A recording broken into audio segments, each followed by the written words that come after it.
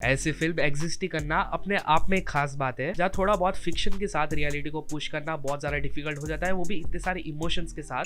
तेवा की पुरानी टाइटल्स देखे तो वो उतनी रिकॉग्नाइजेबल नहीं है, लेकिन concrete utopia is very tall changes. एक मैसिव अर्थक्वेक के बाद बहुत सारे लोगों की जान चली जाती है एंड साथ में रहने की जगह भी, बट सिर्फ ये एक बिल्डिंग ही है जिसे कुछ नहीं होता। सारे रेसिडेंट्स शॉक में हो जाते हैं कि आखिर ऐसा क्या हो गया एंड हेल्प किधर है। विंटर का माहौल हो जाता है एंड आउटसाइडर्स जो उस बिल्डिंग में नहीं रहते वो लोग हेल्प मांगने आ जाते हैं, बट ऑफकोर्स वो लिमिटेड रिसोर्सेज के कारण आपस में डिस्प्यूट्स कुछ ज्यादा ही बढ़ जाते हैं। सर्वाइव करने के लिए लॉजिकल मगर इनह्यूमन डिसीजंस लेने पड़ते हैं, एक कम्युनिटी बुला के जिसमें बस रेसिडेंट्स हो गए, आउटसाइडर्स नहीं। ये पूरा टर्निंग पॉइंट होता है कहानी का, जहाँ पर योंगताक को एज ए डेलीगेट सिलेक्ट कर लेते हैं, यानी एक बंदा जो ग्रुप के लिए फैसले लेगा। देन फैसला ले लिया जाता है कि आउटसाइडर्स को बाहर निकाल देंगे एंड बड़ी क्रूअल वे में सभी को निकाल देते हैं। जो एक नर्स म्योंगवा मिन सोंग की वाइफ को अच्छा नहीं लगता, बट सर्वाइवल भी तो इंपॉर्टेंट है। डायरेक्टर तेवा का विजन बहुत ही सीधा था कि आखिर दिखाना क्या है, ह्यूमंस किस हद तक गिर सकते हैं बस जिंदा रहने के लिए, वो हमारे सामने बहुत रियल वे में रखा है। एक सीन मेरे शो के इस डिजास्टर के बाद कोई भी इंसान छोटा या बड़ा नहीं है, बट उसी के कुछ मिनट बाद आउटसाइडर्स को कॉकरोच बुलाते हैं जस्ट बिकॉज उनकी बिल्डिंग नहीं गिरी। समाज में उनका रिस्पेक्ट एक फियर में बदल जाता है, जहाँ कॉकरोच थिंग्स के ये बिल्डिंग वाले कैनिबलिज्म पे उतर आए। हालात आदमी को इतना मजबूर कर दिया कि मच्छर भी नहीं मार सकता था और यहाँ पर पूरा एनिमल बन गया। It's a great piece of art with great performance, जहाँ पर तुम अपने आप से क्वेश्चन करोगे कि ऐसा रियल में हुआ